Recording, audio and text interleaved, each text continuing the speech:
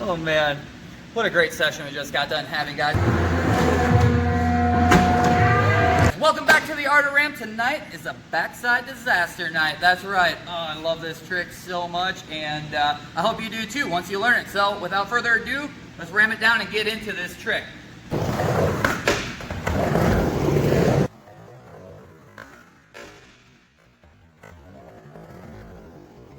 Backside disaster is to go up the ramp, do a 180, land in a rock, ride away forward, all right? That's the definition.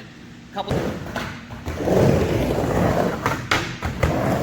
tricks that you're going to want to know to do a backside disaster is, of course, a backside slasher, then a little bit more speed, get up, work on a backside pivot up there, and lastly, what I like to call a rock in. Essentially, all I'm going to be doing, and I'll show a clip of this in a second, but I'm going to put my front truck over the coping, step on my front foot, and rock in. That's a great trick. Check out this clip.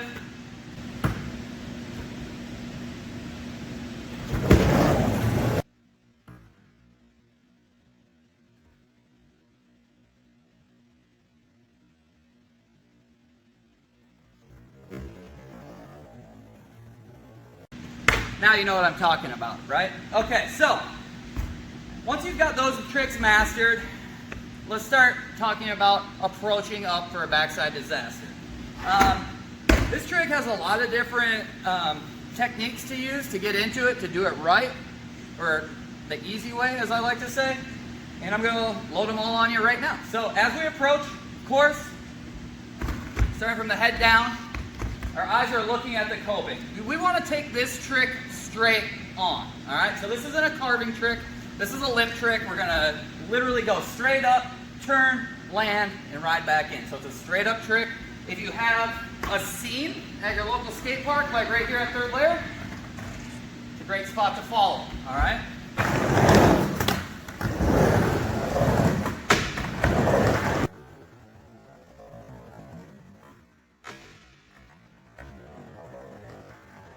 It's a scooping trick. You can also bonk it, so there's a lot of versatility there. So our head is looking exactly where we want to go. The next thing that works for me every single time, and if you want to land this trick every single time you'll do it too, is as you approach, drop your front shoulder in as if you were turning backside, all right?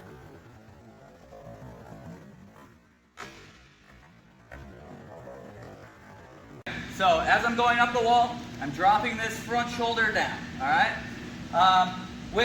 Of course, I'm exhaling out just like every other video. My waist, I'm gonna bend just a little bit for a backside kick turn.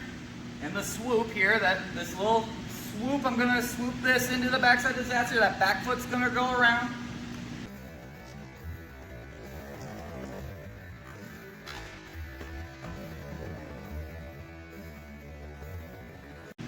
My knees are loaded. I'm loading my weight on my board. I'm obviously going to be really low the first couple times.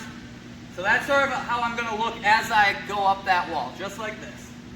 Notice the shoulder dipped in over my toe side edge, all right? Here's the next thing you're going to want to practice before you actually start putting this into action, all right? So this actual swoop, and then I'm going to go back and talk about the foot placement here. Actually, maybe right now let's talk about the foot placement. Foot placement is a wide stance. Like I like to say, it's more of a vert stance, all right? Because I want to be able, when I do this 180, I don't want to land behind the front trunk. I have to be up on the nose, at least with my pinky toe. Bare minimum, your pinky toe has to be over the edge. So front foot is a little bit more of a 45-degree angle here, if you can see, all right? And my back foot is in the pocket, and I have about a ½ inch to 1 inch hanging over the tail. All right, that's so I can lift my heel up, swoop it around, all right? And this front foot is so when I land back in the ramp, it's up on the nose. It might be even have moved up onto the far nose at this point during that air and that 180, but that's great. As long as it's not behind the truck, you're gonna be great, all right? So wide stance on this, experiment with your foot placement and what feels good for you, but a dragging toe on the back foot, and a little bit more of a 45-degree angle on the front foot works for me every single time, all right? Here's what you want to practice for the motion. All right, you can practice the motion on flat by loading your weight, dropping that shoulder, and as you unload the weight, lift up into a manual, spin a 180. Looks like this.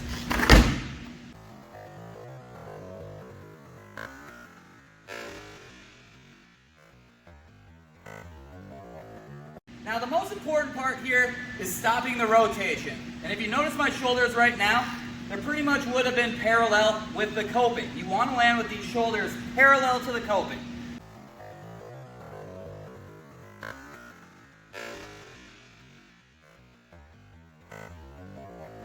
That's why we counter that motion by dropping that front shoulder in. There's a snap back that happens, all right? So I'm in, spin, and stop the rotation, all right? The coping will be, I'm in my disaster, my shoulders are parallel. When I want to go in, just lift that back leg, right up and over the coping, point where you want to go, breathe out, ram it down, give your buddy a high five, all right? So that's what you want to practice on flat. Master that backside standing power slide, all right? Then you're going to start taking it to the ring. Let's get you a couple bailout patterns and a couple attempts here. And other than that, that's a backside disaster. If you got any questions, make sure you leave a comment. Follow the Art of Ram. Follow this page, all right? We love you guys following and checking in and asking questions. Tell a friend about this, you know. We're not putting any advertising money into this channel, so it's all grassroots. It's spread by the love of skateboarders like yourself out there. So thanks for watching, thanks for subscribing, telling a friend. We love you out here. Hope to see you out here in Minnesota at some point and get a session with you. Here's the backside disaster, bailout pattern, and that's it.